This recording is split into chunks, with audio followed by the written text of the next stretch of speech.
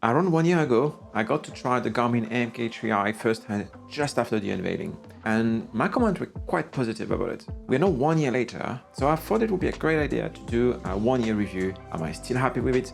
What is evolved in a good way? If anything went in a bad way? And to bring you along on the journey. So let's go and take a look into 1 year later, the Garmin Mk3i.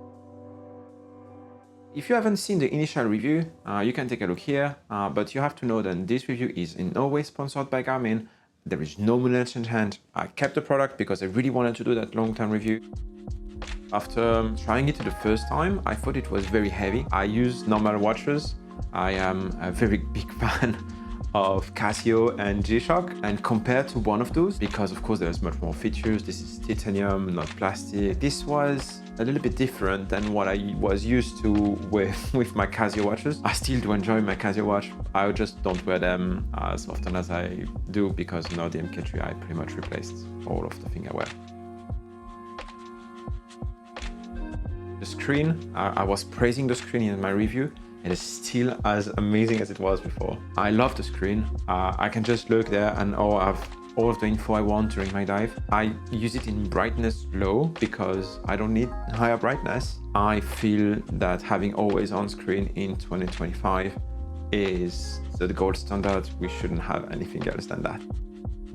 This is the same algorithm as my entire series of that computer, and in theory, the same NDL and deco calculation. In practice though, I found out that sometimes Garmin is a little bit more conservative than Shearwater, even though they are having the same parameters and the same actual dive. I've talked to Garmin about this exact difference, and they told me that they actually still do tune a little bit the algorithm based on pressure, temperature, etc., and that this can vary minimally between brands.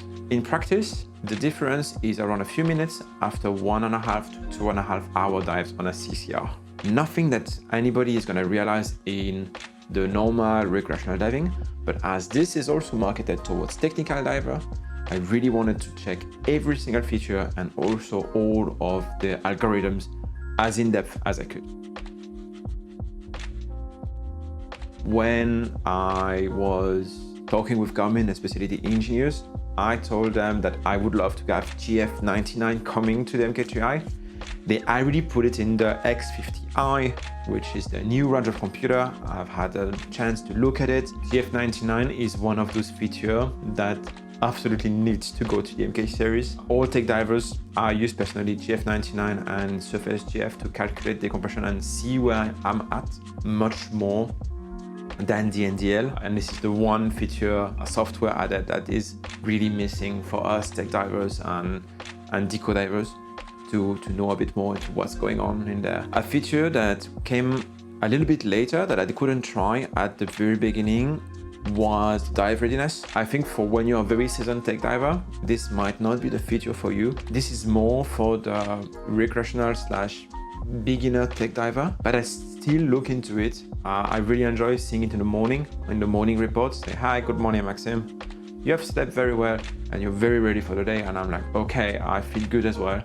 And sometimes I'm feeling a little bit tired and I look at the dive readiness and it's like 60%. I'm like, yeah, you know what? I actually exactly feel that way. I know where it comes from, but it's a very great feature, I think, for all the beginner divers, and it's really a good step in the right direction.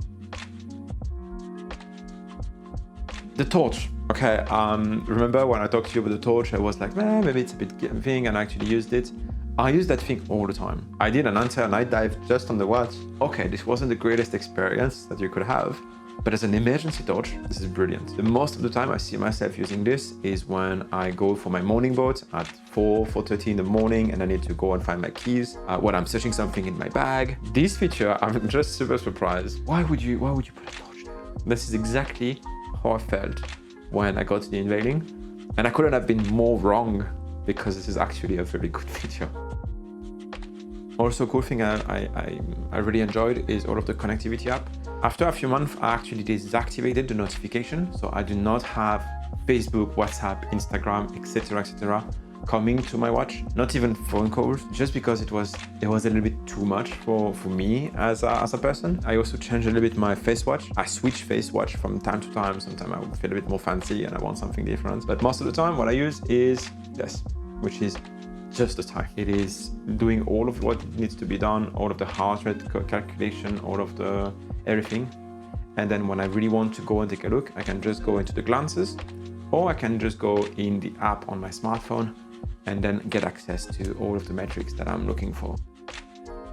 I've heard many times saying that diamond-like carbon is not really like diamond, and I tend to agree. The bezel scratch easily, and at the same time they scratch very hard. So sometimes I happen to bang the computer on hard metal surface and nothing happened. I have rust all around it and it's all good. And then I'm gonna make a teeny tiny thing on a plastic and then I have a big scratch. Why?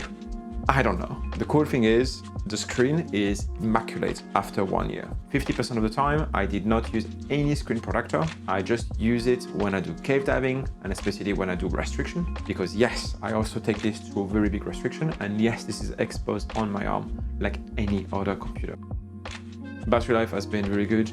I charge this pretty much once a week. It has never really been under 50%, especially that I rely on the Mk3i to work with the Garmin InReach. Okay, that's all for today after the 1 year with the Mk3i.